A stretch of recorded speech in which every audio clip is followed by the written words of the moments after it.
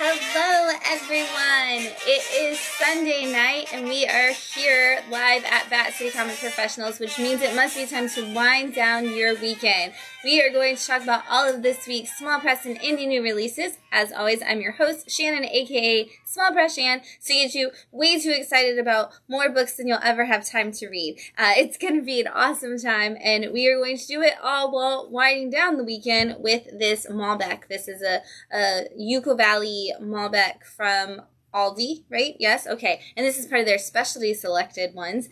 It is a single vineyard Malbec, which was handpicked from high altitudes and cool weather. It says it's got an exceptional terroir. It provides to this expressive Malbec bold and fresh fruit characters with hints of spice and floral notes. So we're going to see if we can taste any of that and see how it goes.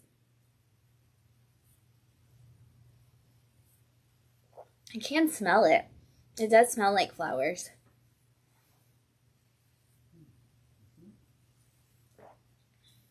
That's very smooth. Like, all the flavors are very light in a perfect way to blend together. I can see why this was specially selected. It's more flowery than vanilla-y. It is. It doesn't say there's vanilla. It says spice. Yes, but for Usually, most of the wines that we drink, they usually have a vanilla kick to them. Yeah, this one has the flowery taste. I always wonder, like, what the flower is when they say there's a floral note. Like, what flower are you putting into your wine to make it florally? Like, is there rose petals in the wine?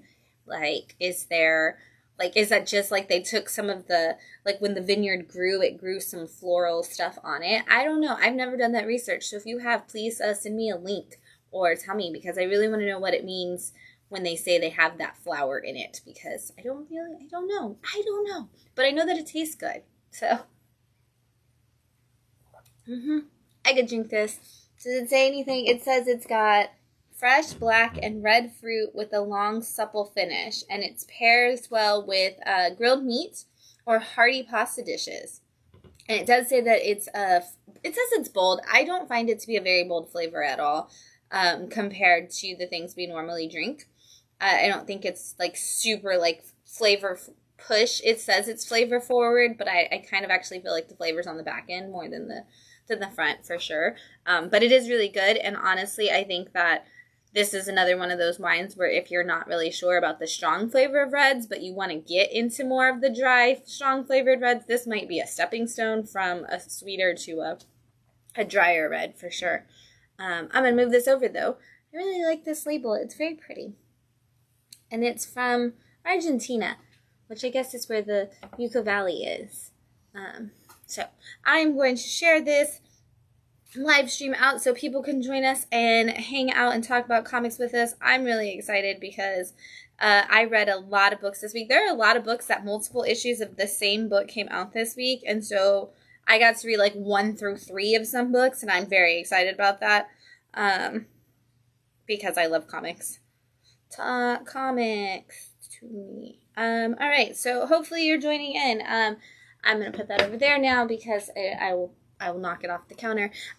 We had a fun week at Bat City this week. We had Ladies Night on Thursday, Ladies and Non-Binary Nerd Night. It was a lot of fun. I got to meet some new people, so that was really cool. We had, oh my gosh, what else we had? We had workshops on Saturday, even though it was a rainy day starting yesterday. We had some great workshops where we got to teach some kiddos how to write their own comic books, and so thank you to all the kids that came out. You can see some of their work on our Instagram and our Facebook. We also had a field trip with Imagine School North Manatee this past Monday, which was really, really cool. We had about a little bit over 40 middle schoolers come.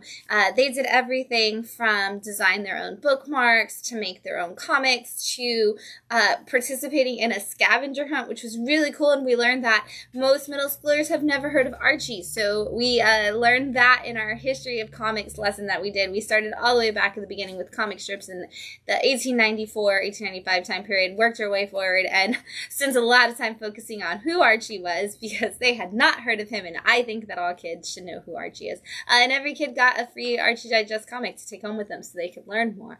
It was a lot of fun. Thank you so much to the Imagine School. We can't wait to join them at their school for their Comic-Con coming up April 20th. So if you want to go and support the Imagine School, they are having a Comic-Con with a bunch of local creators as well as, some vendors from around the area. You can go join them April 20th and have a lot of fun with them. It's going to be great, and you're helping support the school in the process. We also got to spend time twice this week with our friends from the Pittsburgh Pirates and the Bradenton Marauders, which was really cool. We had a kickoff party with the Manatee Chamber of Commerce this Tuesday, and yesterday, even though it got rained out, we got to start off spring training for just a minute with the block party downtown to kick off the Pittsburgh Pirates spring training season, which we're really excited about. If you are a Bradenton local and you've never been, come out and support your Pittsburgh Pirates this season. Spring training starts this week.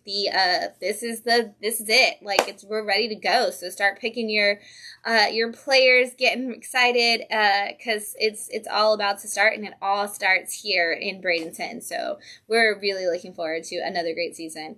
And then coming up this week, we don't have any events. Just so you know, this week is gonna be eventless. And I hope that in more than one way here at Bat City.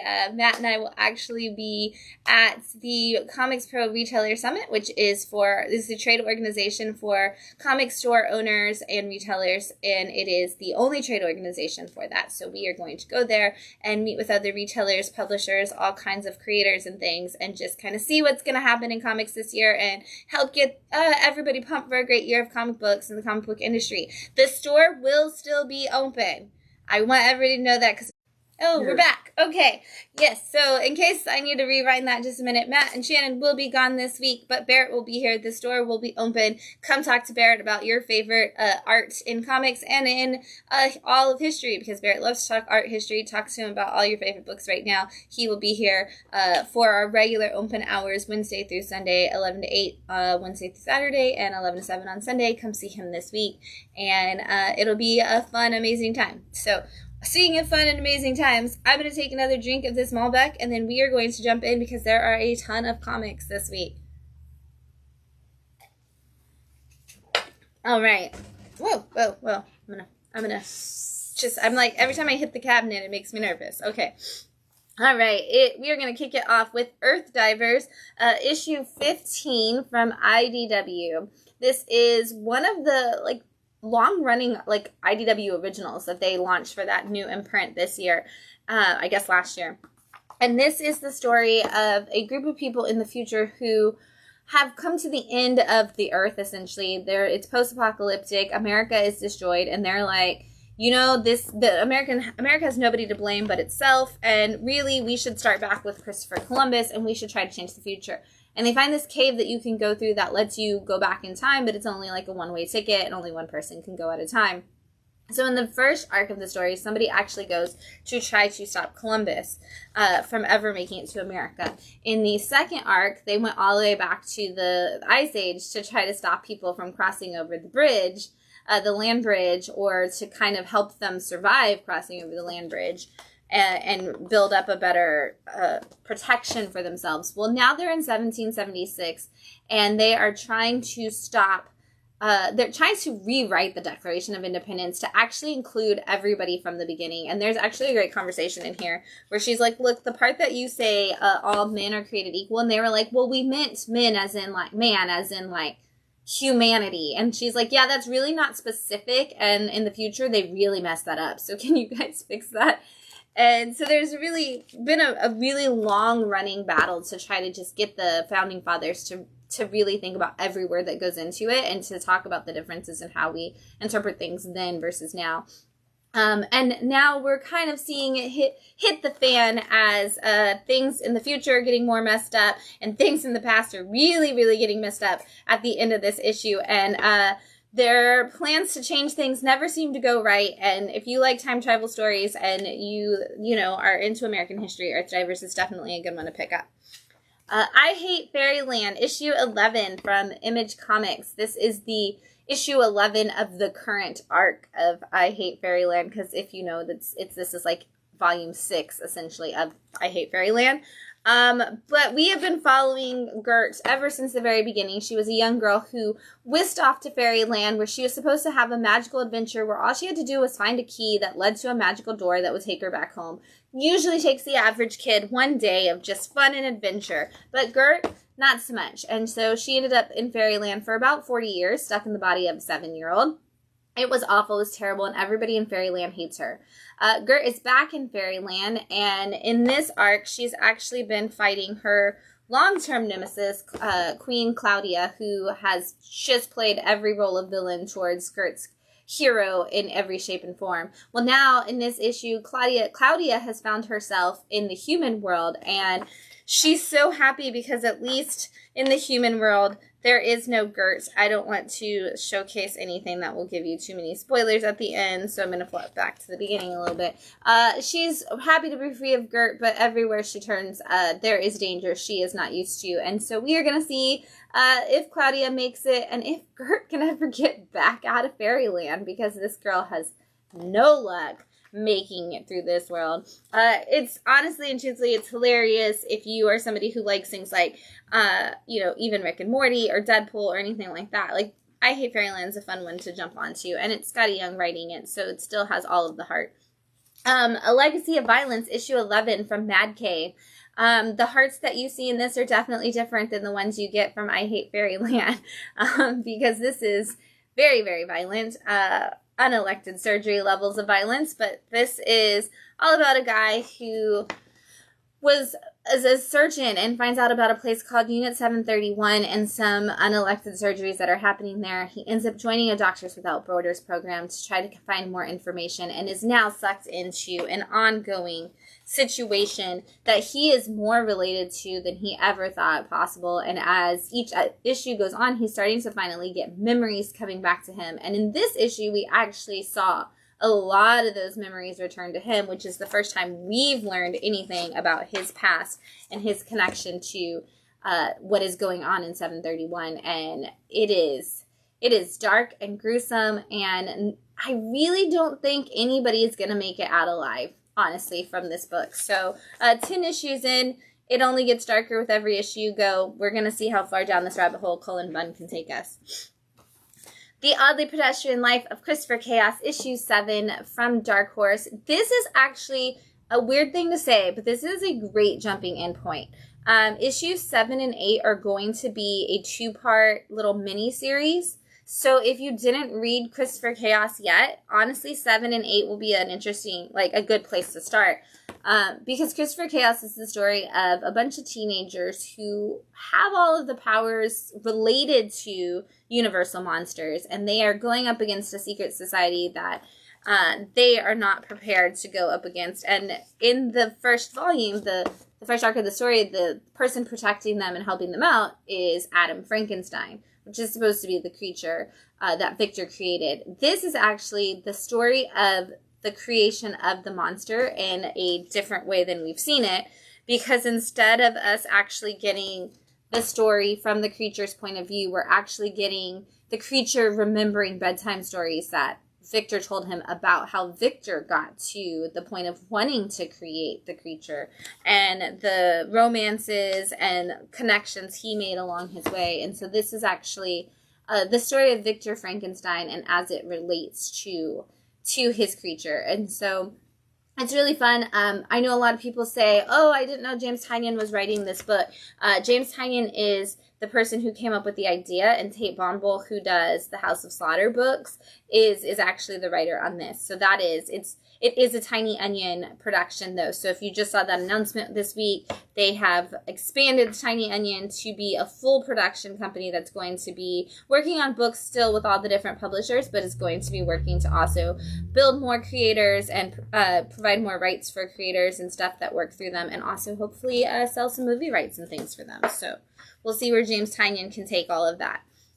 The Hollywood Special, IDW, this is issue 6, and this is part of their Dark Spaces line, which is Scott Snyder's imprint, telling us all about dark places around the world and the things people do in them. And the Hollywood Special actually refers to a train in the 1940s, and on that train is an actor and a barnstormer who are who plays a barnstormer really in the movies, but they're on this train to sell victory bonds and trying to get people, pro-war kind of efforts. And so in the process, they stop in a coal mining town, very much like Silent Hill, and nobody is there except for one young girl, and she's like, oh, everybody got trapped in the mine. Well, they end up going to try to help the people in the mine and unleash a dark, monstrous creature that basically starts preying on all of their darkest, deepest secrets. And our main woman has a lot. She abandoned her family essentially to become an actress and has never really explored that with the world. And now this creature is making her relive some of her darkest, most terrifying experiences. And this issue is the climax of all of it. So you're going to get a lot of action in this issue because we are going to see that really overtaking of her versus the monster and her versus the pit that she's fallen into. But you are going to see just how much that darkness can entangle inside of us as you read that issue, which is super cool. Kill Your Darlings, issue 6 from Image Comics and KLC Press, otherwise known as Kids Love Chains. It is Ryan Stegman's imprint for Image Comics. This is the story of a young girl named Rose who has the ability to go into her own imaginary world. And in that world, she is the princess and she has been controlling like the growth of the animals and the people and all these different things. Well, in issue 1, she is having a great day in that world, and something dark and mysterious comes. And in her battling with that, she ends up actually destroying a lot in the real world. And so she ends up in a home where they are helping her with her mental illness. Well, when she reaches her teenage years, a bunch of people from her imaginary world, a bunch of her creatures come and say, it is time to return. We need your help. Everybody is dying. You're the only one who can save us. And now Rose has returned back to try to save her imaginary friends, who may not be imaginary after all. But it's not going well in any shape or form. And so we are coming to what will definitely be the end of this arc, if not the end of the series. I would imagine we're going to get more than one arc out of this for sure. Because, again, I don't think that Rose is going to win anytime soon. And especially like after this issue, it is not looking good for her and her imaginary friends. So, maybe we need to all clap like we believe in fairies to give them extra power. But, man. Genesis 2 Origins. This is issue 5 of Genesis 2 from Gen 7 Comics. And this is the origin story of one of our characters. So, in Genesis 2, we've been following the story of a man and a woman who, were both scientists, and one of them created a science experiment essentially that can read every person's thermal layout themselves. Like each person has a thermal signature, that heat signature that they give off, and she can read all of them. And so they use it to start tracking people, and she doesn't want it to fall into the wrong hands. She ends up sending it to her former childhood best friend, who has been creating these animals that are all blended animals, kind of like we see in like Avatar and stuff, and they work as additional buddies for people and bodyguards essentially. Well, in the last issue, Genesis 2, issue 4, we kind of saw the end of that first big battle and where that was going to go. So now we're actually learning the connection between these two and how they grew up. And so we start out with the story of the two kids and see the connection points that they have, see how they grew up together, see all of their relationship. And then we see something happen to one of them, and just how that kind of leads them down the path of the science that they end up doing, and how they end up connected together. And so it leaves us on a little bit of a cliffhanger for additional points to the origin story, and how it's going to connect us back to not only what was going on before, but what may be leading us to what's going to happen in the future. So I'm really excited to see that we're going to get some more from this, because I love people trying to fight for the protection of, human rights and the environment. And I think that this origin story just gave us so much character growth and development for these two people that I'm really excited to see that relationship grow, because the first 4 issues were kind of just like all of the action of like what we're going to do, kind of like you start your first chapter of a novel a lot of times and it's just like right in the middle of the story, and you're like, oh, I can't wait to learn more about these people. Well, this is your backstory for those people, and you're going to get to know them a little bit more. Prometheus in Chains, issue 5 from Red 5 Comics. This has been quite a delay on this, so I'm glad to see that it is still coming out. We've got one more issue after this, and so I'm excited. But this is what if Victor Frankenstein and Elizabeth Frankenstein were both scientists who went to work on the development of the atom bomb during World War II. And so they are here and they're working on experiments, and in the process something happens to Elizabeth, and essentially Victor Frankenstein decides to Victor freeze it, and he kind of puts her in a cryotube while he tries to figure out how to save her, and then he realizes the Frankenstein story. So we get a little bit of that mixed into this, except the thing is that it did not work. And that little bits of rage that we see in the actual Frankenstein story are much, much worse than this in this story. And yet, at the same time, you're constantly wondering what is real and what is fake, because Victor seems to be losing his mind. And so it could actually be that nothing ever happened when this gets to the end of the next issue. And it could be that she is actually out there being a crazy creature that is running amok. We're going to find out when we read this last issue together, but Victor has definitely lost it one way or another. So it's a nice retelling of Frankenstein. I almost said that it's like a modern Prometheus story, but that's literally the tagline of Frankenstein. So that joke was only funny to me. Transformers issue 5 from the Image and the Skybound imprint. This is a part of your Inner John universe, and if you are not reading it and you are a fan of Transformers and G.I. Joe, go to a store and just buy everything connected to it right now, because apparently this is the time to be a Transformers G.I. Joe fan. It is actually a time to just be a fan of 80s cartoons, because Thundercats was huge last week too, and things are just going to keep coming your way. If you haven't been reading Transformers, basically the Autobots and Decepticons, as usual, wake up on the Earth and find out that they are here and they need to protect the humans, but they also, or kill the humans, but they don't, mostly just need to fight each other.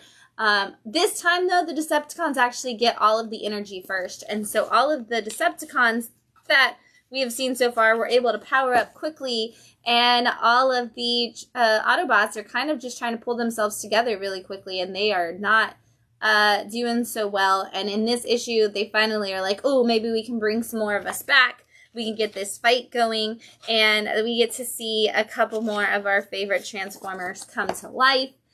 Daniel Warren Johnson is really just having the ultimate fun with this. This is a person who admittedly was a huge Transformers fan his whole life, and you can see it on every single page, especially when you get to the end of this issue where more things come to light that I'm not going to tell you because you have to read it. Because the best thing about the Inner John universe so far is that every issue ends with a major cliffhanger to get you excited. It's like watching a cartoon where you're like, no, I have to wait for next week's episode. Yes, you do, every time. They are mastering that right now. This has just become kind of a master class in cliffhangers in this Inner John universe.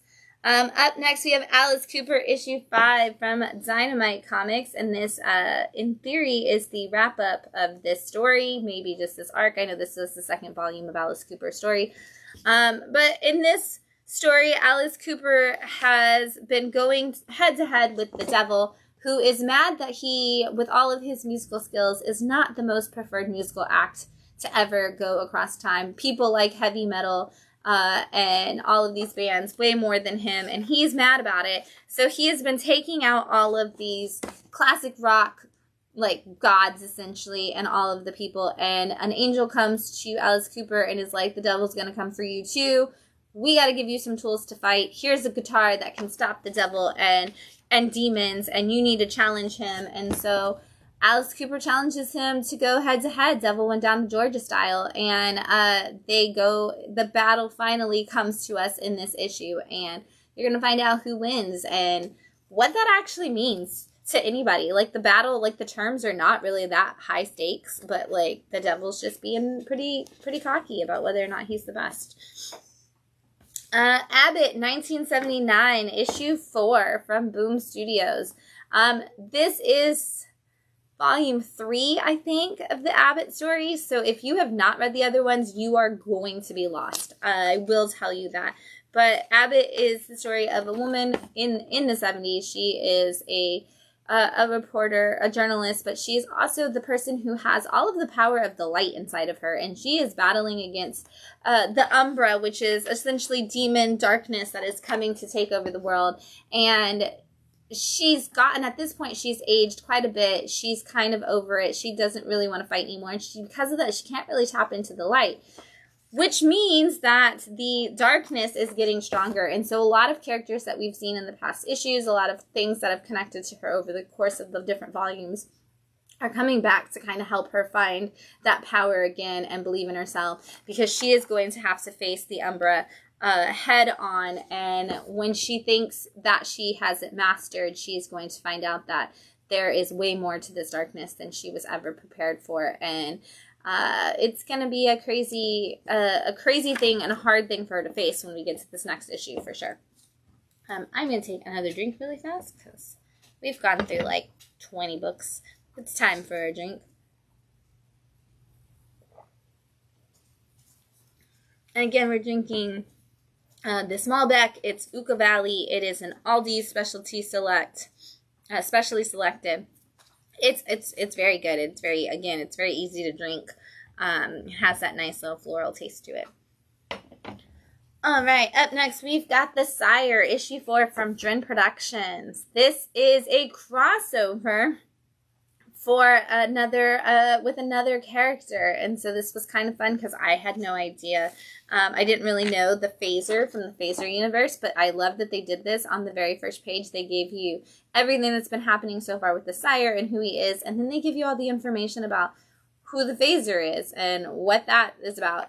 And so at the end of the last issue, we saw the Sire get sucked into this weird like dimensional portal thing, and it pulled him out, and he ended up in the middle of this war. And he's like, why am I here? But the Sire's power is basically that his suit comes to life and makes him fight people who have powers to determine whether or not they're worthy to actually have those powers. And if they're not worthy, the suit takes the powers from them, and if it doesn't, then they can keep them. Well, his suit won't stop. It won't release anything from this Phaser guy that he comes into contact with. And so he's like, I have to keep fighting you because that's what my suit requires. Well, the Phaser's power is that he suddenly slips in and out of time, but he doesn't know how to control it. So as they're fighting, they just kind of keep getting sucked through different points in time. And the Sire's like, where are we going? What is the point? What is happening? He's like, I don't know. And he's like, I just told you I can't control my power. I don't know why it does this. I don't know what the point is. And so they just keep fighting, and like everybody else is like, how do we figure out how to help them? And so we actually see that the Sire and the Phaser's people trying to figure out back in their home times and spaces how to save them, but nobody really knows what's going on. So it actually was just kind of the funniest crossover I've ever read, because nobody knew who the other characters were, and nobody knew what the other character did, and they're like, we don't really know what we're supposed to do, so like let's just keep punching each other. And then they're like, this is stupid, why are we doing this? And it's like, I don't know, I think we're supposed to. And so it almost kind of like felt like a parody of crossovers at the same time. It was great. Empath, issue 4 from Black Box Comics. This is the story of a man who has the power to absorb other people's feelings and then use that power from those feelings to fight back. And so in this series so far, we know that his sister has been in the hospital and she hasn't been doing well, and it's really, really hard for him, and he's estranged from his mom, who is the only parent that he has, who's kind of his stepmom, I believe. So he's been fighting against all these people and kind of taking down essentially a sex trafficking ring. Well, he ends up in this issue finally asking the doctor that's been taking care of his sister out on a date, only to find out that, much like he always fears when going on dates with people, that everybody's got a secret, and the secret that she has is just way more than he bargained for taking on. And so we see a big turn in this series for him, and he's gonna have to deal with some major stuff coming up in the next issue. And I always feel bad because I'm like, the people whose superpower is to like absorb other people's emotions, I'm like, that's That's a lot for a superpower, especially when you can see, like, what they're hiding. Bjorn, issue 4 from Red 5. Again, something that's been delayed for a long time. I'm so excited to finally have this issue because I think this series is so adorable. This is all about the littlest Viking who wanders off into the woods one day and discovers kind of the smallest troll. And from what they've been told, trolls are supposed to eat people. And what trolls have been told, they're supposed to eat people. And this little troll is a vegan. So he's very against the idea of eating humans. So they kind of just become friends. And in the process of it, they end up upsetting some ogres. And they've been on the run ever since, trying to get away from these ogres. And this issue, they kind of figure out how to do it. And it's just the cutest thing where they, like, the cutest, most hilarious story of friendship. Because, you know, even the Viking Bjorn, he's like, oh, I've got this great plan on how we can stop this. And he's like, how are we going to do it? And he's like, okay, so I read in a comic book. And he's like, I don't trust anything that people read in comic books. And so it's just like cute little meta jokes on top of the fact that they're trolls and old ogres. And the way that they save themselves is just absolutely adorable, and I can't wait to see more adventures from these two because they are on my list of the cutest best friends pairs ever at this point. We need more, but it feels as a very Dennis the Menace kind of Smurfs, kind of orcs, kind of all that kind of stuff mixed together. Just this happy, like, a misadventures, something you might see even in like Peanuts kind of level of cuteness. Petrolhead issue 4 from Image Comics.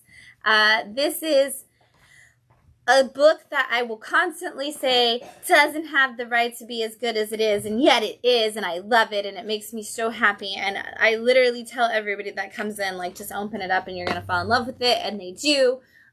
This is the story of a future where we are living in bubbles and robots are running everything, and we've gotten to the point where we already had robot races, kind of like pod racing, and now we're already past that, and those robots have been retired.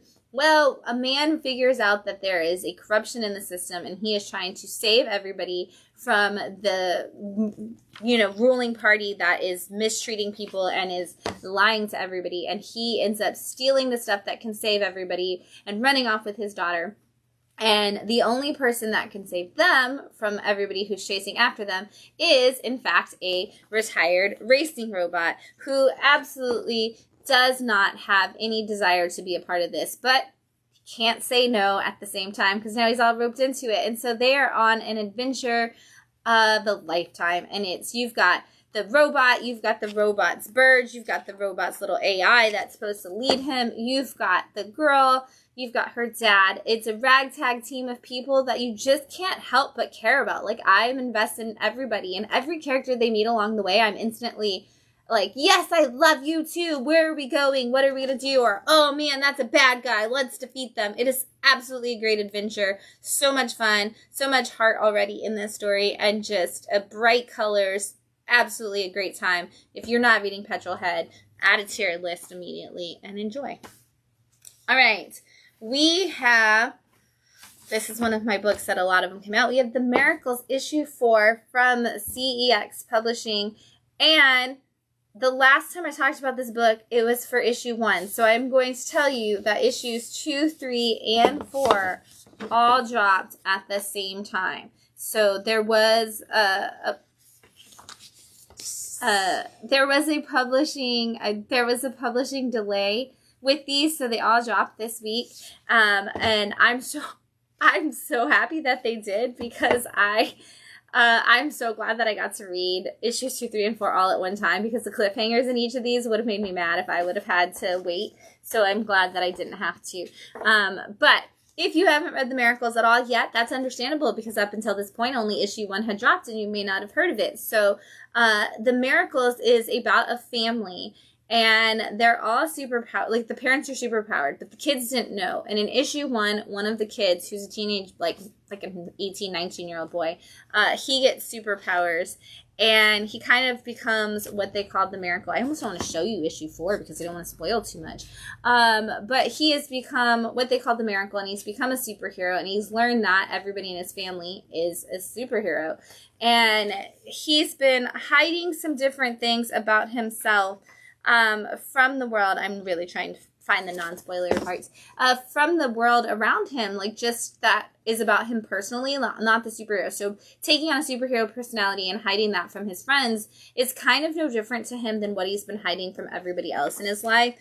This book says so much. When we talk about how superhero stories are always charged and they have these beautiful like political messages and like these beautiful stories of family and these beautiful stories of personal growth and these beautiful stories of just connection, this is what we're talking about. Like, this has the feeling of all of those things, and it goes into it in so many different ways. And I'm going to actually flip this and show it again, because this page you're supposed to rotate. He's trapped in it, like, he's trapped in his own mind, essentially, and just can't figure out how to get out. And that's part of his mom's power, is to be able to go into that kind of situation. And so instead of going into people's minds and blocking them from their powers, his mother goes into his mind to help him tap into them. And not only the power that he has as a superhero, but also the power that he has as himself and as a human. And just to show him the acceptance that they can give to each other for who they are. And I cried at the end. It was so good.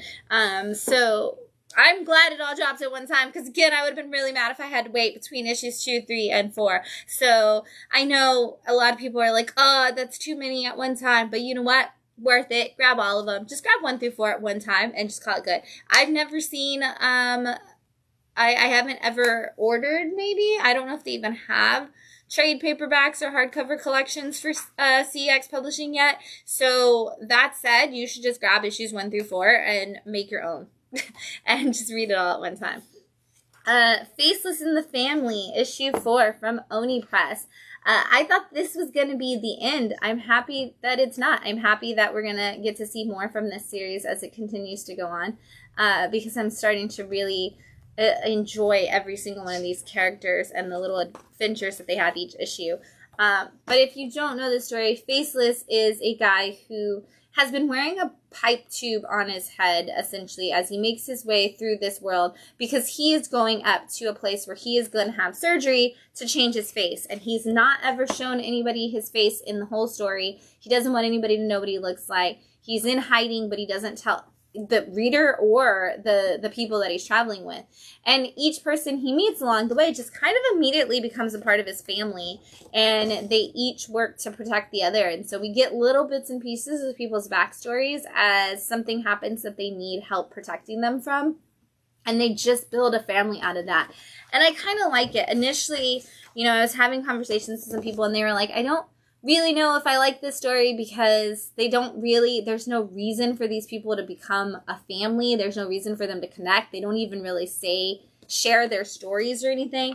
And I thought about it, and I kind of think I like that more, because how many times do you build a connection with somebody just bonding over the experiences you have, and you don't necessarily have to tell somebody everything that you've ever been through. You just kind of bond over those shared life experiences, and you build that family from there. And so it's like, I kind of like that. But in the last issue, Faceless did finally get a new face, and we didn't really get to see it, but we do know that it's not really working for him any more than the one before, and he's starting to learn some lessons about himself and about what he needs to do. This book it's just really cool. You should come check it out and look at it. Kind of feels like taking an art history class too, though, to look at all the different ways that they move the art and the characters through the paneling and the pages, and like the lack of paneling on the pages and the way it's just kind of the motion of the characters. It's really cool. The Deviant, issue 4 from Image Comics. This issue brought some more intensity to this new James Tynion story. If you haven't read this is all about a guy who is writing a comic book that's supposed to be a biographical comic book that is about a serial killer who was maybe wrongfully accused back in the 70s for a crime that was a holiday murder, like major slasher that kind of happened through a Gimbals. And this guy is now going to interview him, because he's like, I'm going to write a comic book about this, but I don't want to write a comic necessarily about your story, I want to write a comic that takes your story and evaluates how I feel it connects to me and how it might connect to other people, not because of your experiences as a serial killer, but because of the way you're treated, because of who you are as a person. And so he starts trying to put all this together. Well, meanwhile, back home, while that is going on, an investigator is actually investigating him, our comic book writer, for possibly being connected to a new string of murders that is coming. And things are getting intense for the people back home. It's getting intense for him. The story connection pieces, we're starting to see like little bits and things that are like, ooh, should we trust our narrator? Should we follow this guy? Are we in for this? James Tynion is so good at stringing you along on like, where is this going and who's trustworthy and who isn't. And you are seeing that very strongly in this book. If you like serial killer murder mysteries, this is definitely one to pick up. And I feel like everybody right now likes true crime and murder mysteries, so you should all be picking it up. All right, we've got Blood Commandment, issue 4 from Image Comics and the one-man art.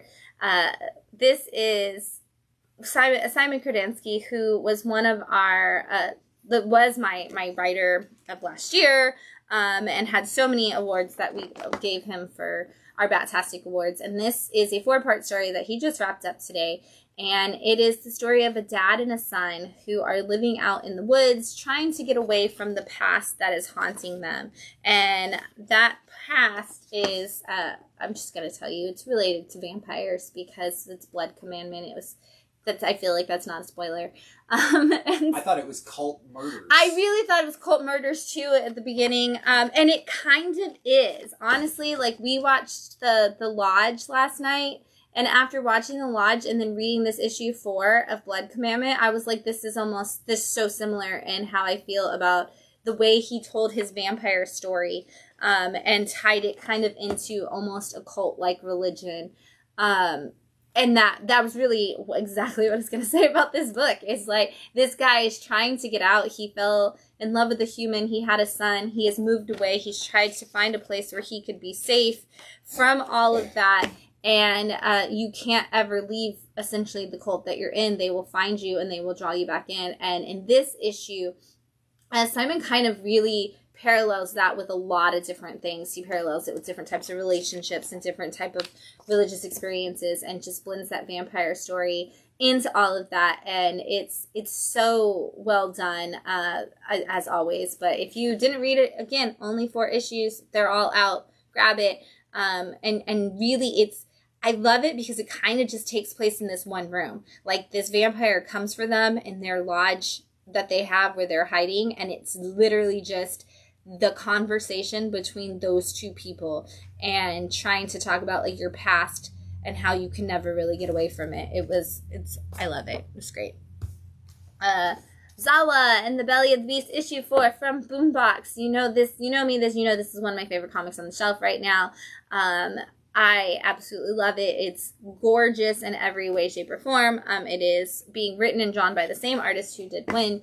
And this is the story of 3 kids who are teenagers, I guess I should say, living in a place where they've been told that the guardian of the mountain isn't responsible for whether or not they have food, and that the guardian is always trying to steal their food, and they must feed the guardian first. Well, it turns out that the mayor is actually making all of this up, and he is stealing all the food, and he has this guardian chained up in the basement of the tower, and these kids have figured it out, and they have now tried to return the guardian and bring her back to the world. Well, what we thought was not true and what we are learning to be true are still kind of skewed, and we're not really sure 100% what's going on. Even Zawa's not really sure who she is, and in this issue we learn a lot about Zawa, both as the guardian and as the beast that could be the cause of all of our problems. Yes, I was like, I think I put it on that page where it explains that. It's so beautifully done. We also learned that not every person that you believe in is the guardian that you want them to be. Like, sometimes the people you believe to be the good ones who are there to protect you end up being the bad people, and sometimes the people that you think are the bad guys maybe they're not as bad. We're gonna find that out. Like, we find out the duality of humanity in connection with this beast and guardian situation. And it's so good. Everybody should read it. The Bloody Dozen, issue 3 from Image Comics, and this is a part of your Shrouded College, which is Charles Soule's universe. If you are a fan of 8 Billion Genies in the last year, you know Charles Soule probably from that. You should be reading this. He is building an entire universe that is about an institution called the Shrouded College, which is basically a place that will buy your soul from you and give you everything you want in some capacity, but then they will force you to do things that you don't want to do.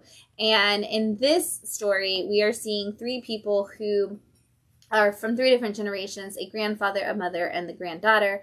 They are all adults, and they have all made terrible decisions, and none of them talk to each other anymore.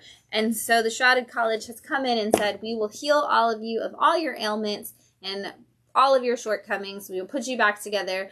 But the catch is that you have to go to space, and you have to go to this prison that was created years and years ago for some vampires, and you have to deliver a message to them for us. And they're like, yeah, whatever. Like, we'll get our powers. We don't need, like, our health, our training. We'll get everything. And then we never have to speak to each other again.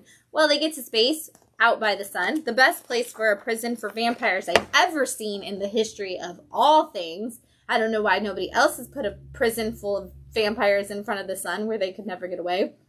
Except they get there and things aren't really actually going the way that they were supposed to.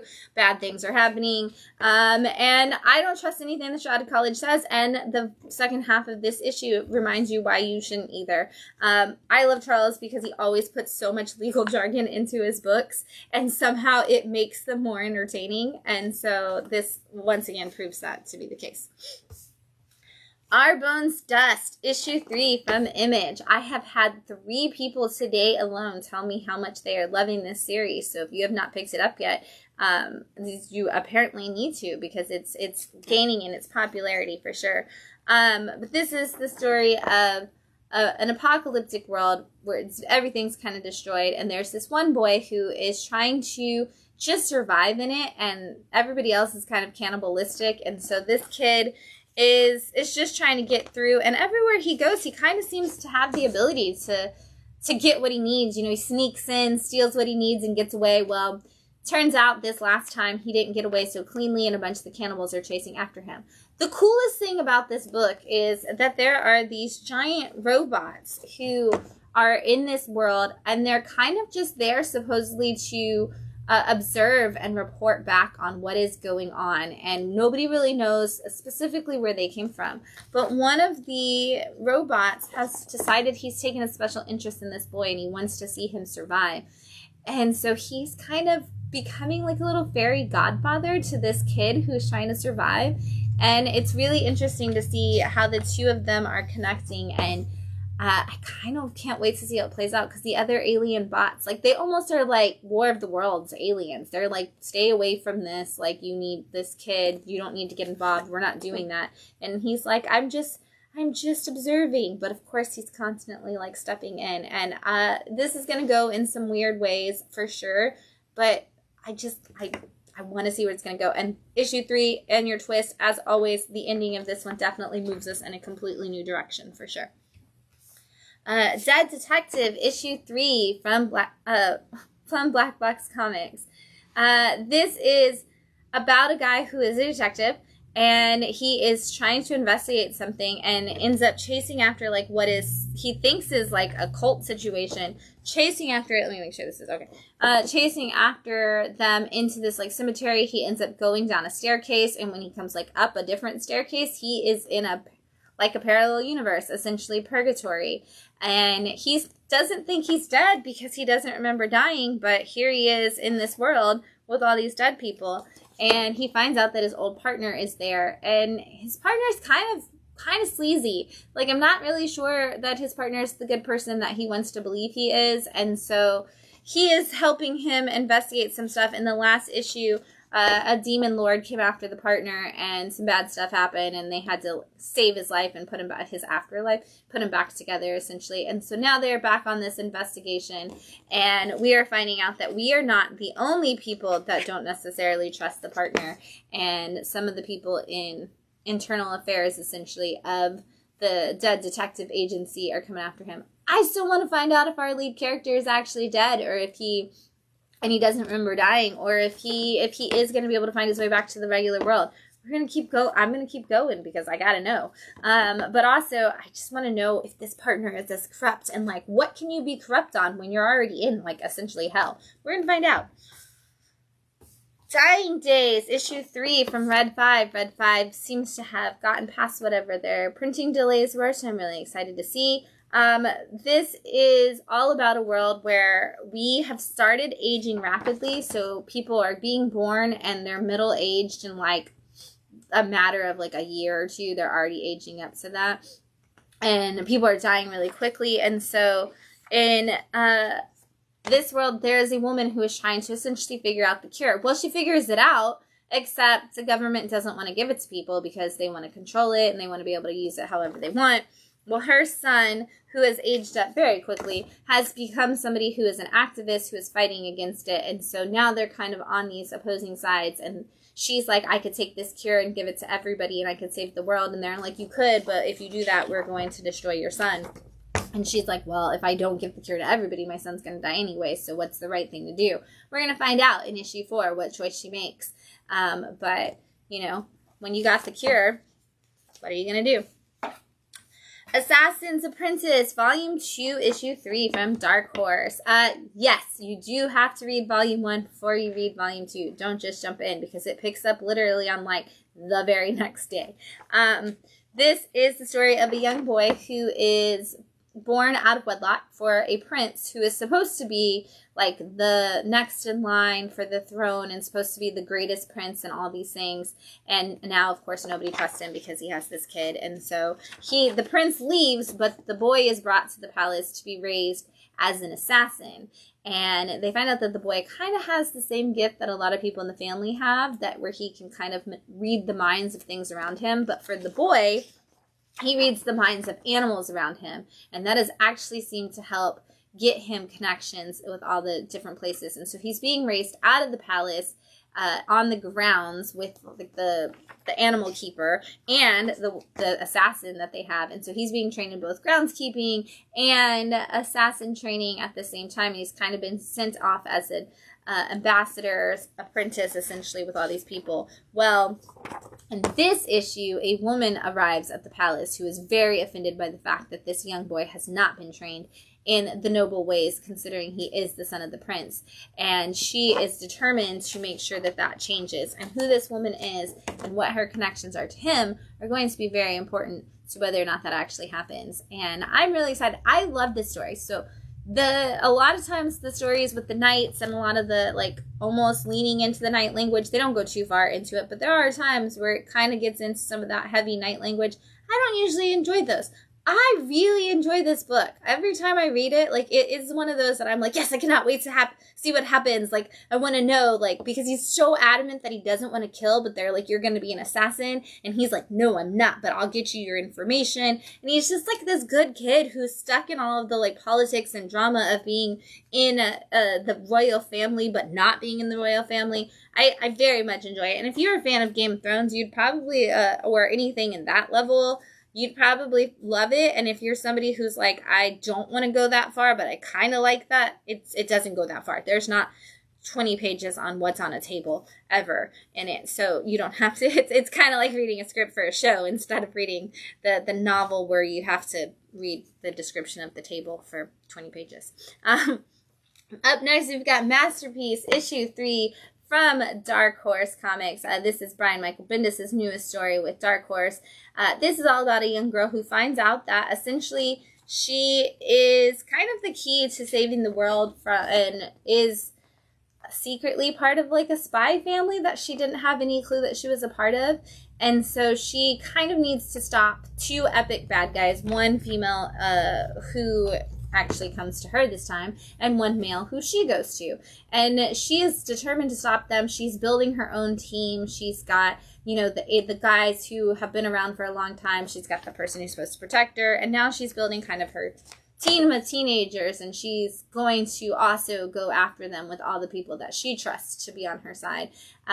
You're just getting classic spy thriller from Brian Michael Bendis. You know, that's one of the worlds that he's built out a long time from all his different stuff, very similar to his Jinx and all of those Scarlet things like that from the past. So, The Ministry of Compliance, issue 3 from IDW, another book that I'm really excited about right now. This is the story of a world where we're in America and here on our Earth, except for the fact that aliens have actually invaded. But they did it silently and by being a part of everything in our worlds. They've like invaded business, they've invaded the government, they've done all these different things. And they've been secretly living here waiting to make their move. Well, when they were supposed to actually make their move, something happened back on their home planet, and they've lost all communications with them, and all of their governmental direction has just gone out the window. Well, they've built their own, like they have their own ministry organizations, kind of like the British Parliament system does. And so the Ministry of Compliance is the woman who is in charge of making sure that everybody stays in line with what the objective is. And if you get out of the objective, she kills you. Well, with nobody else to be in charge of what's going on, she is actively very, very busy right now trying to make sure that nobody loses sight of it. Interesting thing, though, is that they have invaded so much into our planet that they now have what the aliens consider biracial people, which are people who are half alien and half human. And they are trying to start a war, essentially, with the aliens because they, you know, they're not being accepted by the alien people. They're not being accepted by the human people. And so where do these people fall? They are trying to figure that out. And if they have to take down the aliens themselves, they're going to do it. It just gets deeper and more exciting every adventure. Up next, we have Dear Editor, issue 2 from Mad Cave. I love this book so much. This is the story of Bucky, who is an investigative reporter and a deer, and he is the only anthropomorphic animal in this entire series, which I love, and I hope that we never explain why. I hope we just keep going like that's just a normal thing for some one random person to be a deer. But in issue 1, Bucky is investigating a story, and it ends up leading him down a very dark hole that gets him caught and possibly killed. We don't really know. Because issue 2 picks up with Bucky's assistant months later actually taking on the same story that Bucky was doing and trying to figure out how to provide the information. I can go to this page. Provide the information for what Bucky is actually supposed to be solving and trying to figure out what happened to Bucky and everything. And then we do actually get to go back 3 months. So we figure out that it was exactly 3 months from the original situation. We figure out what happened with Bucky and where he is at 3 months ago. And so we're going to see if those stories kind of cross paths as this issue goes on and into the next issue. And whether or not Bucky or Bucky's assistant or anybody at this newspaper is ever going to be able to figure it out. And we do get some big information in the second half of this issue, which is why I'm not going to show it to you. It changed the whole thing, so you definitely got to read it. Super Scouts, issue 2 from CEX Publishing dropped this week, and you're probably like, but Shannon, I've never heard of Super Scouts. Don't worry, that's because issue 1 also dropped this week. This book is hilariously fantastic in so many different ways. So there are oversized issues, which is really cool, but I'm going to show you, I guess I'll show you issue 1 just so I'm not spoiling anything. But issues 1 and 2 are out, but Super Scouts is essentially about the Power Rangers, the actors from the Power Rangers, essentially being called back together now. Like these are people who were on a show called Super Scouts, which was 100% just Power Rangers, and they have gone on to all the different directions that they've gone into over the course of time, and now essentially the 30 years later, in the same way that it's been since the original Power Rangers, they're being called back by the person who they believe to be the director of their show, only to find out that none of the stuff was ever fake. It was fake for them. They were on a show, but the guy was actually really from a group of super scouts, and he was trying to protect the Earth, and he was hiding in plain sight by basically training people to become super scouts by making the stories of his life into a TV show. And so now he's brought these people to this special island, and he's like, you basically have to take on actually being super scouts, and you have to fight the bad guy in the same way that you would have in the show, because if you don't, he's going to destroy the Earth. And they're like, this cannot be real. And so now these, 40-something-year-old people who were big celebrities when they were teenagers on a show much like Power Rangers are suddenly supposed to become actual Power Rangers. And I mean literally, we're not even hiding it. The costumes look exactly the same. They make the jokes about the different types of Power Rangers they had. They fight clay monsters, and they even talk about them being made of clay, and then the bad guy looks like it. Nothing in this. Honestly, if you even know the actors and what they're doing now, it's actually really not that different. So this was great because I watched Power Rangers a little when I was a kid with my little brother, but I also have seen all of the actors at the conventions ever since then. And so it was actually just kind of funny to imagine those people that I've met over the years at conventions suddenly finding out that none of it was fake and they have to actually become real life Power Rangers. I was like, that would actually be really cool to see all these people that I've met and interacted with suddenly oh my God, what do you mean it wasn't fake? So it actually made it so much fun. But if you are a Power Rangers fan, you definitely need to read Super Scouts, because you're gonna love having that nostalgia brought back in a new way. Boris Karloff, Gold Key Mysteries, issue 2 from Gold Key Comics. This is for all of you Gold Key comic fans, all of you horror fans. This is just a great little anthology series of different stories. And the first one in here is called Warehouse, and it's done by Michael Conrad. And it is the story of Boris Karloff throughout his life and a mysterious house that seems to just kind of appear, and these witchy women who are inside of it. And he kind of just keeps going through, making these connections with these people. The only one who can see the house, really, and he always goes into it, and he has these different experiences over time, and we just kind of see how that plays out and what his connection is to it, and where that leads him. And that story is actually kind of long, so they do that story and they leave it on a cliffhanger with a to be continued later in the book, and then they have a different story, and then it comes back to that original story again. So you jump into a different story that's about a trench and the war and just some blood and guts and gooiness that comes out of that situation. And then we have another story in there that's about some creepy stuff where somebody can kind of see through everybody's eyes, and it's this woman and she wants to get out, and the person's like, well, you can't.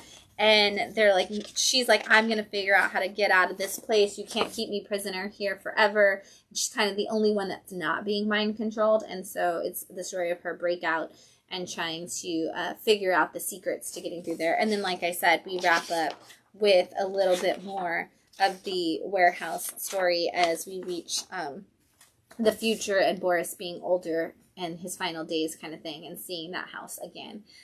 So just fun, kind of has that classic horror story feel, like the things you would have gotten from a Gold Key Boris Karloff book back in the day.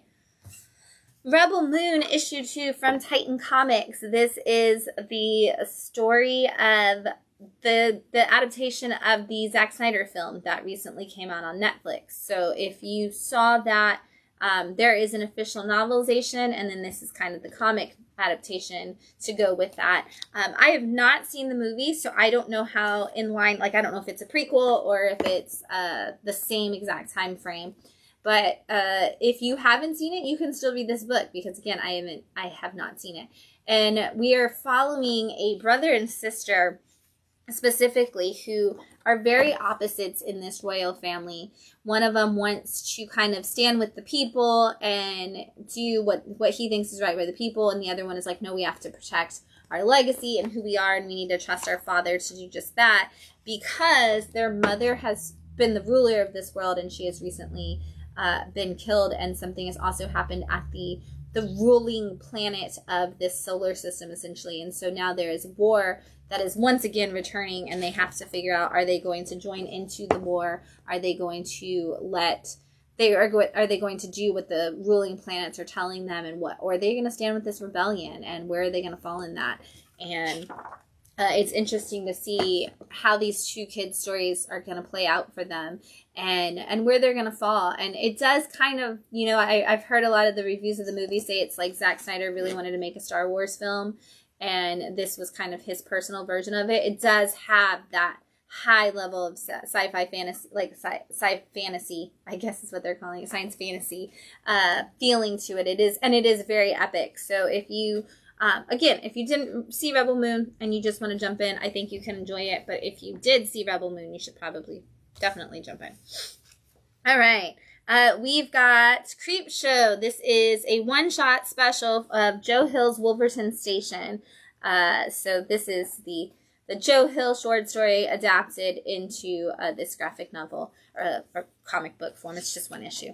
And this is usually in Creep Show we get multiple stories in the story. In the book, this is the only one that you get, is this Wolverton Station, and I absolutely love this story. This is about a guy who is like, oh, I collect all the rarest objects in the world. They're usually horror movie props and things like that, weird things from around the world, and when people come to him, he rips them off. Like, they'll be like, oh, this is worth $5,000, and he'll like, I'll give you $200 because it's not really worth that. I don't know where you found that information. And he just totally rips people off in all of the worst ways, and they're like, but I need this money, and you said on the phone that you'd give me $1,000, and he's like, yeah, well, that was before I saw it. Now I'm not going to give you that.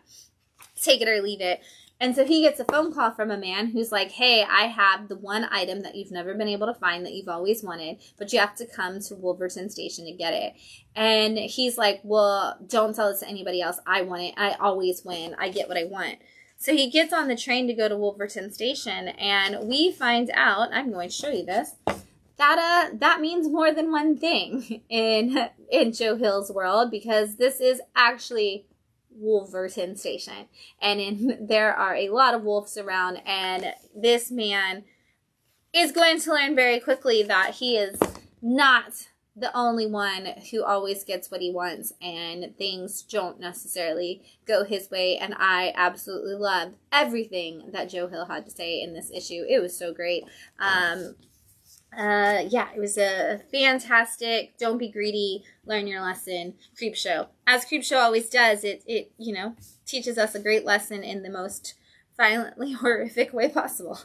Dutch, issue 1 from Image Comics. This is the bringing back of a character from the 90s named Dutch. From Joe Casey is bringing him back, and this is essentially one of your classic old guy, retired, out of the game, gets drugged back in kind of stories. So Dutch is got some bionic parts, some cybernetics in him from all of his time when he was working with the government as a secret agent kind of thing, a superhero, so to speak. And now he has just recently, there was a Zero issue where he got attacked. And so in this issue, he comes in, recalls that he's being attacked, and is working with a woman in the government. Like, he's like breaks in essentially to the Pentagon and is like, I'm coming here to give you all the information. And he finds out that an old ally is now running it, and she's kind of become very bureaucratic. And he's like, look, are you going to do something about the situation that's going on or not? And she's like, we're already well aware of the situation and we've got it under control. And he's like, so basically, you know that this bad thing is happening and you're not going to do anything? And she's like, don't worry about it, Dutch. But of course, Dutch is going to worry about it, and he's going to fight against it if he has to on his own. I'm sure we'll see a team-up coming somewhere soon in there. But surly old man who doesn't want to have to be back into the spy world doing his thing. Biden's Titans versus AOC issue 1 from Keen Spot. So, if you haven't been following along with Biden's Titans, we haven't had one in about a year, but in the last issue of Biden's Titans, AOC was brainwashed by Elon Musk to marry him and became a bad guy against the Biden's Titans. And so now they have come to try to save her. And the only way they can do that is by traveling to the past with future Bernie Sanders, who's actually young Bernie Sanders, taking them all back to 2019 to get AOC when she was still young and optimistic, and try to get her to come speak to herself about how she could save the day and the work that they could do together. This is a gigantic parody. It makes fun of everybody on every side of the fence, so it's a laugh a minute.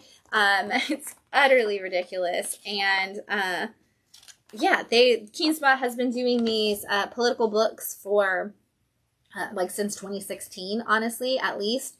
And it started with, we had Trump's Titans, and we are going to see the return of them very soon, because they're very big in election years. Keenspot puts out a lot of these to kind of just do parodies of all the people running and all the candidates and all the issues and stuff. So it's kind of like watching Saturday Night Live, but in comic form.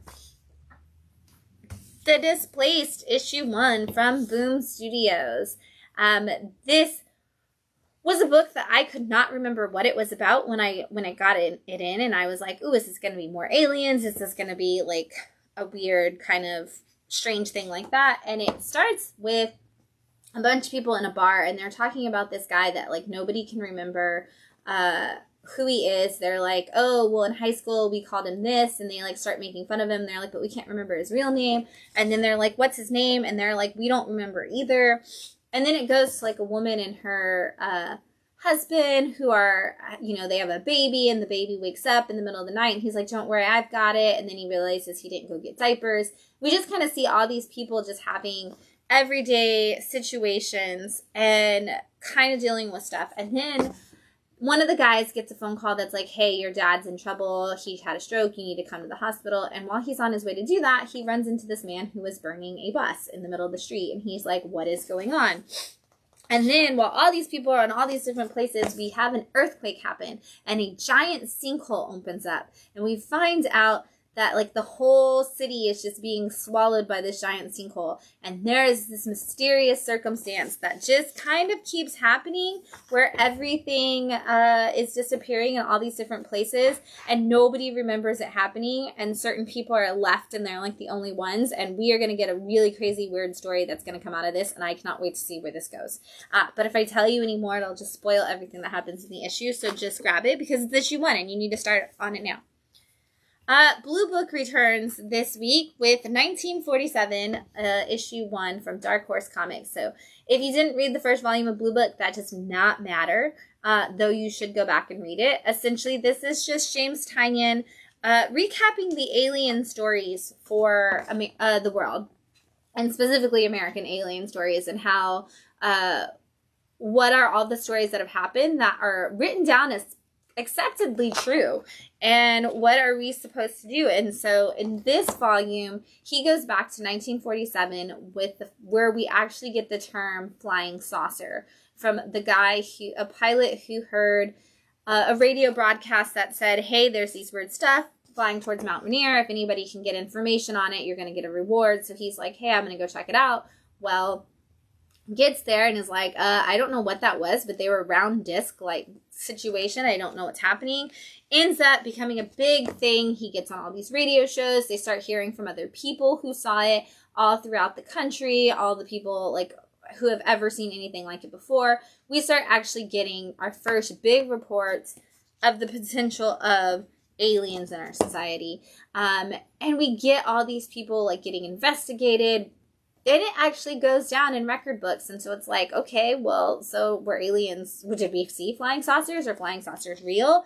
I love that there's literally no commentary. There's no future story. There's no fictional work added in to tell you like, oh, and then everybody found the aliens and they existed. It's like, this is just recaps. Like when you take these stories, you can go back and actually pull the Wikipedia articles or the actual like Blue Book articles on these and see this is as far as the information goes is all that he includes in these stories, which is really cool.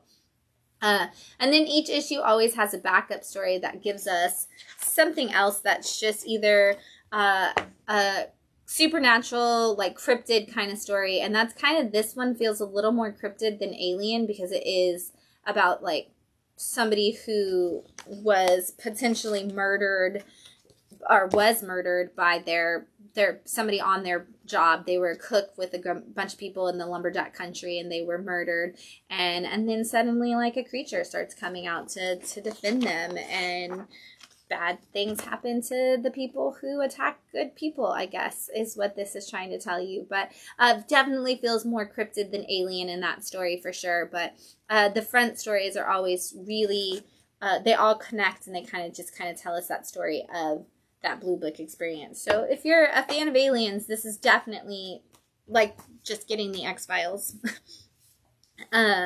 We've got You and I, issue 1 from AWA. This is J. Michael Straczynski returning to the world of the Resistance universe.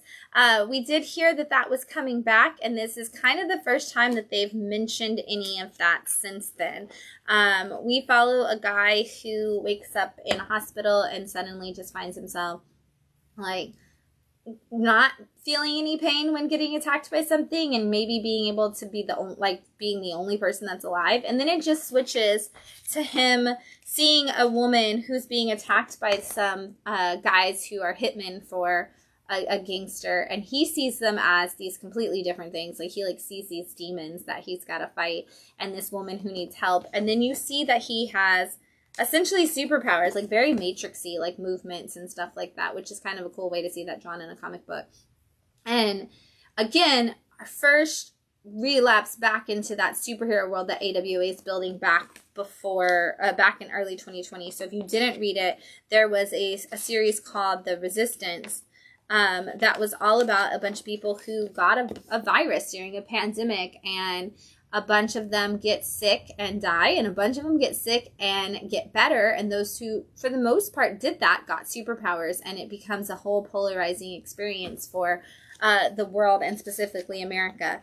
Our second story where that ends up connecting with this one is about a girl who got the virus in that pandemic and didn't actually get superpowers, but because the government doesn't believe that people who survived and got better didn't get the superpowers, and so she can't get a job. She's on a list, and her uncle inherited all of her money from her dad who got the virus and died and won't give her any, and so she's basically homeless on the street. And these two paths are going to cross in this book, and we are going to see just exactly where that takes them.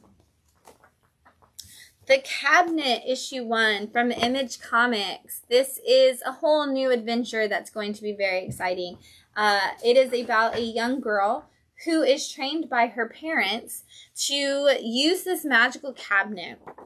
And if you put things in certain order, you can awaken like different kinds of magic and different kinds of experiences. And she learns it all, and it's like the most adorable thing because she's a child. So she learns it with like words like, "Where are you, death mask, shardy, shardy, shard," and things like that. And like, easy peasy, I can put this together. And she kind of remembers it all as a nursery rhyme. Well, as that child, she decides that she wants to go play with the box and hopefully bring about some wonderful magical thing for her to play with. And instead awakens a great and terrible evil that is going to destroy all of the world. And now she is a teenager, we fast forward, and she has to put everything back together again, and she's still trying to figure out exactly how to do that. And she's on her own, with the exception of a boy that she has helping her, who's kind of her muscle, who literally carries her cabinet around everywhere she goes as they try to find the pieces that they need to put it all back, because you have to put the little relics in the cabinet in a certain order and say the magic words in the way that you're supposed to do it. It's quite fun, and it's cute because, again, she only knows it as little nursery rhymes. So while this serious stuff is going on, she's sitting there trying to sing these nursery rhymes to herself to put it all together. We're gonna see if she can save the world, save her family, save herself, and if she can put everything back together again in the cabinet. Divine Power Made Me, issue 1 from Scout Comics. I had no idea what I was getting into with this book, and it went darker than I expected it to very quickly. This starts with a young boy who wakes up, essentially, who's like going through this space type world, it feels like, and he's like, I can make everything happen. Everything I believe suddenly becomes existence, and I want to see God, and then he just sees this giant creature who he sees as his God. And then it switches to the present in an unfamiliar location, and we have a new little boy, and he's standing essentially at this massive gate for what feels like the afterworld, feels like hell, essentially. And he's like, where am I? What's going on? And this priest finds him and is like, oh, I'll lead you in. Don't worry, I'll help you out. And they get up to the front, and these giant creatures, like this owl is watching over them, and these other like wicked looking things, and they're like, we're going to test you with certain questions to see who you are and where you should go. And we find out some dark things about some people very quickly, and we kind of see where this is going to lead this kid and this adventure that he's going to go to, and we see some things about him that are going to lead us down a path of maybe a divine nature. I'm really curious to see where this goes. Again, I was like, this is going to be a really like happy, bright colored book when I open it up. And then I was like, no, it's not. And I'm kind of in for that. So, check it out. Speaking of books that are not happy, but are bright when you open them up. 7 Years in Darkness, The Shamir Worm. This is kind of our bridge point between year 1 and year 2, essentially, for the 7 Years in Darkness series from CEX Publishing, and this is Joseph Schmock's new book, if you know Phantom Starkiller or We Don't Kill Spiders and things like that. In this series, we find a group of kids who have to go to a magical school that is very, very dark, and there are 72 families. Each one of them sends their kids to this school. They spend 7 years learning and training, and if they don't survive a challenge, they don't survive a challenge. Like, it's like, hey, we're going to see which kids make it out alive, and those are going to be the kids who have the magic and rule the power. In this, we are actually kind of just seeing a little bit of a connecting story for one of our characters from the current series, and he's kind of learned that there's some people who don't respect the 72 families and that want to harm the school. And this kid is like, I'm going to do something about it. And he's using his power and that he's recently acquired, but his trainer is like, hey, that's not what that power is for. And we kind of we get a backstory of where the Shamir worm came from and what it's supposed to be used for. And I love it because we actually end up just having the conversation how basically everything in magic, everything in witchcraft is just a tool. And it's how you use that tool and what you do with it that actually determines what your magic effect will be. And whether there's like good magic or bad magic isn't really the point. The point is that everything is a tool, and you must use the tool for the right reasons, or not, apparently. If you find this, I'm Already Dead, issue 1 from Dark Horse Comics, and this is Matt Kent's newest one. It's, as you can see, prestige format, a little bit bigger. And this is the story of a woman who is a reporter who goes into, like, war zone situations, and she's kind of been to a bunch of places, and she gets the opportunity to go to this alien planet where we have a stronghold where there's like a military base there, but we only have this one city. It's the only place people can be. And she gets there and lands with the new group of troops that are coming in, and immediately everybody is destroyed. And the whole thing has been demolished. She's like, it's a war zone for sure. They have no idea what's going on. And she was supposed to write what it's like to live in space, do this like happy story, and now she is fighting for her life. And so she ends up having to go through and learning that doesn't matter if you're alien or human on Earth or under an alien planet you've never heard of before. Like, classism and racism and failed politicians and, misguided ways exist in everywhere. And she is trying to recap all of that information while also trying to survive on her own as she makes it through this. And as you can tell from the title, if you find this, I'm already dead. We're gonna see if she makes it out alive or if she doesn't, and this is something that is being played back later. Before I keep going, I'm gonna take another drink because I'm thirsty.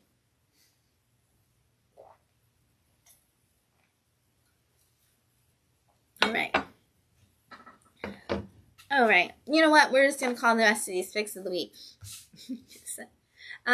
Mostly because I want people... Well, oh, wait. No, it starts with the next one. Okay, never mind. We have one more and then picks of the week. Sorry. All right. So we've got Infernos, issue 1 from Image Comics. So this is basically The Godfather, but with the son of the devil. This is all about a guy who has found out that, like, who was born as the Antichrist. And his time is coming to an end, and they've told him that he essentially needs to find the person who is going to take over. And he has 3 children who all kind of have the ability to do it if they got their lives together, but none of them kind of have the complete stamina or the dedication or the situation that they need to be put into to actually lead. Like the one kid that he's like, well, she might be do a good job. She's kind of just too young.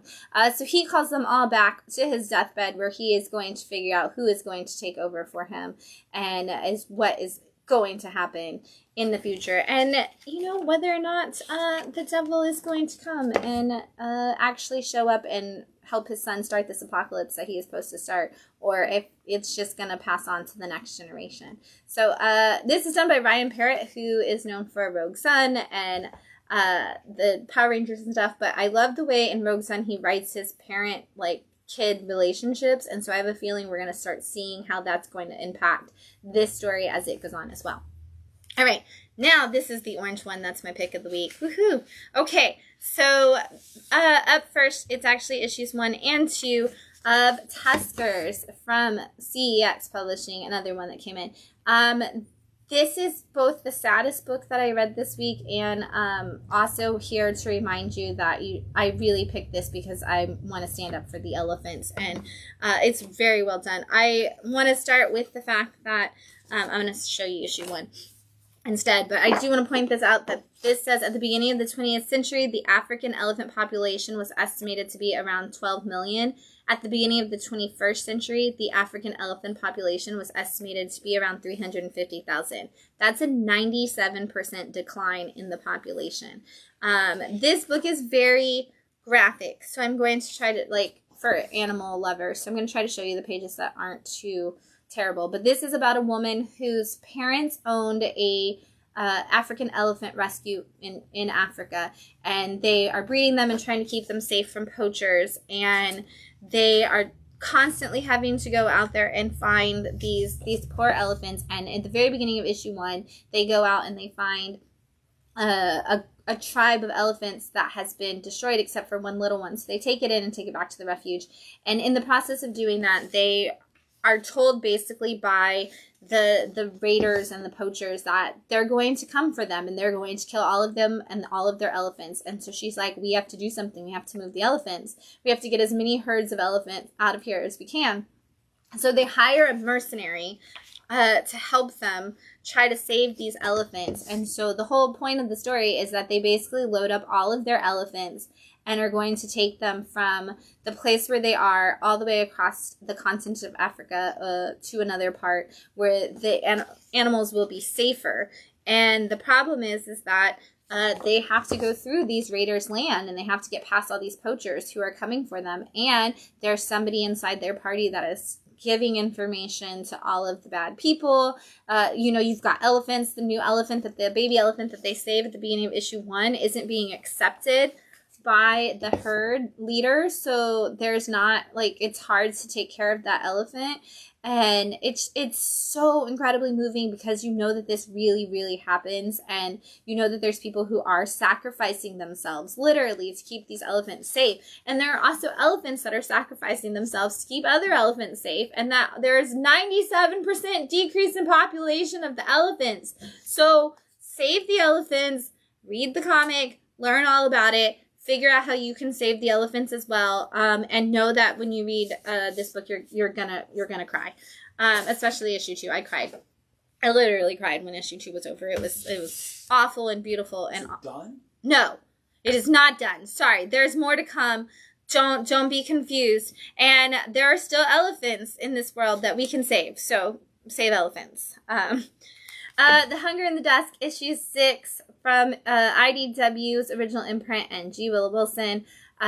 This one, I love this issue. It's kind of almost could practically be a standalone because we are following Tara, who is going back to her home. In the last issue, she left the last man standing who she was supposed to be working with because she just absolutely was like, you don't care, you don't respect, you're not doing what I want to be, who I want to be. So she goes back to her home. Well, as she's going back home, she's having all these memories of all the different places that she's passing and all the different experiences she had. So for the first time, we actually get Tara's backstory. We get to see how she grew up as essentially the princess to be the person who was supposed to be the ruler, the queen eventually someday of this orc tribe, and what exactly happened that led to that, and her whole experience with connecting with other people, and the love that she lost in the situations that came. It is absolutely beautiful. G. Willow Wilson is just writing a stunning story filled with just these characters that I constantly want to know what they're doing. Like, once I close the book, I'm like, well, I wonder what they're doing now. Where's so-and-so, and where's this person? And she weaves it in such a beautiful way where you're emotionally connected and you're driven by those emotions and you're driven by those characters. And then something happens that reminds you of like the main plot of the story where we're fighting these bad guys who are trying to wipe us all out. And you're like, oh my God, I forgot we still have to deal with that. I just thought we were getting this beautiful story of these great characters. But no, we're still actually dealing with like a massive war that's going to kill everybody. It's so good. G. Willow Wilson is rocking it. So incredible. And then lastly, talk about a delay. I don't think this book has come out since we've been in Bradenton, so it's been almost 2 years since this book has come out. But Hecate's Will issue 5 from Black Mask Comics, the end of this series. I am so excited that this issue is finally out, and I could not have been more excited for this ending. It was so well done. So this is the story of a person who is working in a theater and has connected all these, these friendships, and we just kind of are seeing most of their just day-to-day connection with these people. But this person, Hecate, is also a street artist who is trying to give people a chance to see their value and their beauty through these pieces that they've been doing all around the city. They've been hiding, or not hiding because it's street art, but doing these massive murals all around. And in the last issue, again, which was like 2 years ago almost, their inspiration and their leader at the theater and the person that they've kind of relied on for everything has died. And so they're like, I don't really want to go on. And this issue picks up in that situation where they're like, I don't want to do anything. And they kind of abandon their whole life. They stop being a part of the show. They stop doing their art. And there's one piece left in this mural situation. And they're just like, nothing matters. Nobody matters. None of the things that we ever do will amount to anything. And I don't matter. And their friends find out that their murals have taken off. People have started trying to figure out what they mean. They've started to find themselves in them. They're starting to post about it all over the internet. It's become a scavenger hunt to find all of them and to comment on what's going to be in that last one. And because Kate has gone missing, people have started to put their own vision into it. And they've started to embrace their own art and find the magic in themselves to do so. And it just becomes this beautiful story of how we think that we're not making a difference in the world, and we think that what we're doing, like, nobody's paying attention to, or it's not actually causing any change. But it's when we're least expecting it that we find out that the world has been inspired by those things that we did that we never really imagined would go anywhere. And there's this beautiful thing where they talk about, and, In the end, singing your rage, painting your pain, fighting for the dignity of our pride in being ourselves. It's never an end, it's in itself. The meaning of art is also the possibility of making other people feel less lonely. Somewhere out there, there's someone who truly understands what you need. Someone who reacts the same way you do to the injustices of the world, to things they recognize as wrong, painful, or wonderful. Someone who your rage will reassure. Someone who your courage will make feel safer. Despite everything, no one is ever alone. That is why deep down, making art is proudly showing your scars to the world.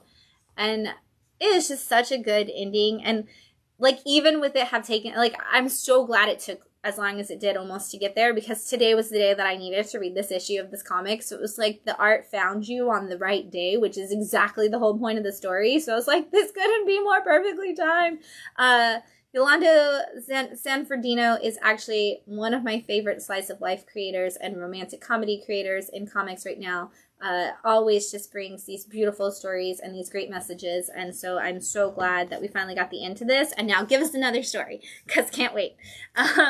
So anyway, those are the picks of the week. We've got some books in stock. Additional books in stock, I should say, that I'm just going to run through really fast. Blue Beetle issue 6 from DC Comics. If you haven't been picking up Blue Beetle, you need to, because it's always fun. Black Panther issue 9. Batman and Robin issue 6. Last week we had the annual. Now there is another issue. We got the super sexy Batman cover for issue 143, which is a part of your Joker year 1 story. Daredevil Black Armor issue 4.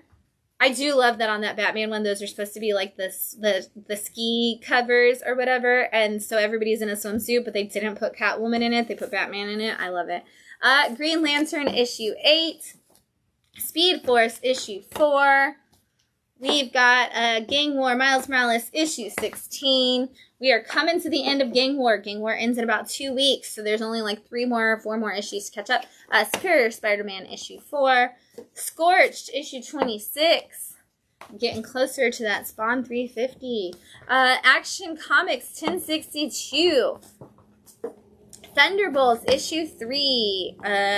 I had somebody come in this week that was like, hey, do you know something, like, if people like Winter Soldier that they could pick up? Thunderbolts is back, and Bucky is back in it. Fall of the House of X, issue 2. Wolverine, issue 43. Beware the Planet of the Apes, issue 2. For all you Planet of the Apes fans, get excited. Deadly Hands of Kung Fu, issue 3, part of your Gang War storyline. Guess what? If you saw this on your shelf this week, you didn't fall through a time portal. We are actually seeing the return of Night Thrasher, issue 1. Marvel Comics bringing it back this week. Red Hood, The Hill, issue 1. There was a 0 issue for Red Hood coming into this story last week. Here's the actual story. Sinister Sons, issue 1. Pete Tomasi bringing us some Sinister Sons instead of our Super Sons. Spider-Gwen Smash, issue 3. I really want an ongoing Spider-Gwen story. I know we keep getting these little minis. Like, give me a full ongoing Spider-Gwen. Outsiders, issue 4. Bringing us some Batwoman. Usagi Jimbo, Ice and Snow, part 5 of 5. So this is wrapping that up right now. Don't worry, Usagi will be back in another story. The Weatherman, volume 3, issue 2. If you are a Weatherman fan, it is back. Wesley Dodds, Sandman, issue 5. We have been seeing all our JSA members get their own titles recently. Quicksilver and Scarlet Witch have their own titles starting this week. This is Scarlet Witch and Quicksilver number 1. This is the Scotty Young variant, which we do still have in stock.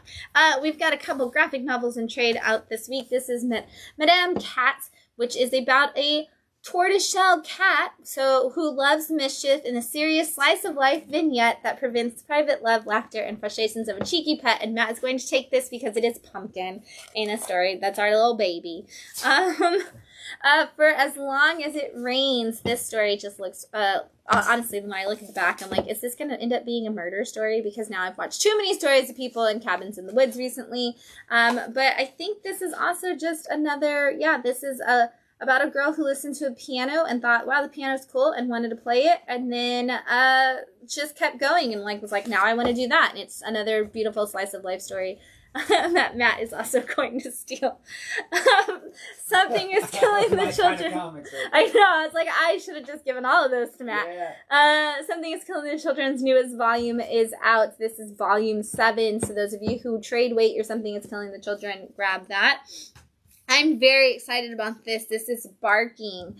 This is about somebody who's having a very bad day. It's a year since they fished their friend's body from the river, found themselves haunted and driven to the brink, and is dealing with the poor health system not being able to help her deal with the ghost and struggles that she has. And I just love this black and white and essentially the grim feeling of it chasing after her at all times. I love how beautiful this looks. And like, this is a book that the blurb on the back is from Jeff Lemire talking about how beautiful it explains the human condition, and you know it's going to be good. Marvel Unleashed is out in trade, so if you want to read all about your super pets from Marvel, this is going to be your book. This is all 4 issues by Kyle Starks that came out earlier last year. Spider-Woman, this is the entire Carla Pacheco run, issues 1 through 21 that came out in 2020, somewhere in there. This has all 21 of those issues. If you are like, who is Jessica Drew and why should I read her? Come talk to Matt. He'll happily tell you why she's amazing. But also you could just grab this book and check it out. And then we've got Spider-Verse Across the Multiverse. This is Edge of Spider-Verse from 2014, 1 through 5. Edge of Spider-Verse from 2022, 1 through 5. And Edge of Spider-Verse 2023, 1 through 4. So all of your Edge of Spider-Verse stories in here to give you all the information about all of your spiders. You're going to get Spider-Man Noir. You're going to get Gwen Stacy. You're going to get Penny Parker. You're going to get Spider-Ham. You're getting Aranya. You're getting Hunter Spider, Spinstress. There's so many Spider-Boy is in here. You're going to get them all. So if you're one of those people who's like, I need some Spider-Verse in my life, this is it. This is all of it. Like, come grab it. Even Spider-Rex is in here. So don't miss out on that great anthology of those. Again, tonight we are drinking the Malbec Uka Valley specially selected Aldi wine. It's very good. Again, very floral, very not, it says it's bold flavor, but it's actually really super soft and easy to drink. Check it out if you are looking to try a red that's not too heavy on the tannins. Don't forget also, there are no events this week at Bat City as Matt and I will be out of town, but please come by the store. We'll still be open all of its regular hours, 11 to 8, but 11 to 8 Wednesday through Saturday, 11 to 7 on Sunday. You can come see Barrett and have fun this week. Your comics will all still be here. If you are a subscriber, come check them out. And we will see you soon. Till then, happy reading, everyone.